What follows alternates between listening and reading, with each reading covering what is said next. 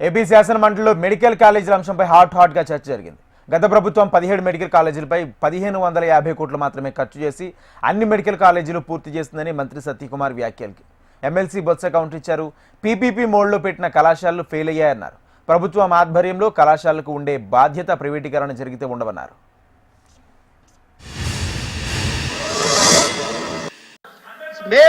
మేము తీసుకొస్తున్న దాంట్లో పీపీపీ మోడల్లో అధ్యక్ష ఆల్ ఇండియా కోటా ఉండదు అధ్యక్ష.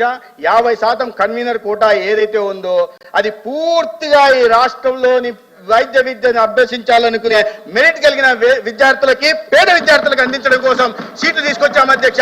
200 సీట్లు ఇంటేక్ ఉంటే 15 సీట్లు గత ప్రభుత్వం తెచ్చిన పాలసీ కన్నా ఎక్కువ తీసుకొచ్చే విధంగా ఇవాళ రాష్ట్రంలో ముఖ్యమంత్రి చంద్రబాబు నాయుడు గారు, ఉప ముఖ్యమంత్రి పవన్ కళ్యాణ్ గారు చేస్తున్నారు అధ్యక్ష.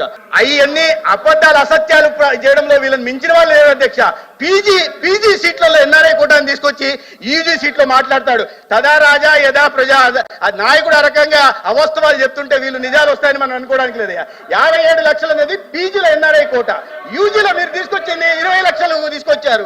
యూజీలో తీసుకొచ్చింది దాది కూడా మీరు తీసుకొచ్చిన Andhra Pradesh medical education research corporation ఏది ఉందో దాని ద్వారానే టారిఫ్ ఫిక్సేషన్ ఉంటుంది అధ్యక్ష.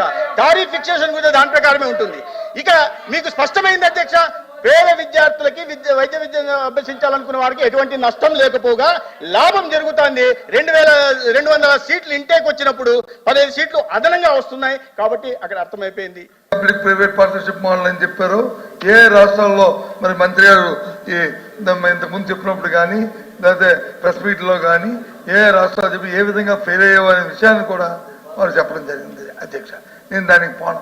ఎందుకంటే ప్రజా ఆరోగ్యం అనేది చాలా ముఖ్యమని అధ్యక్ష.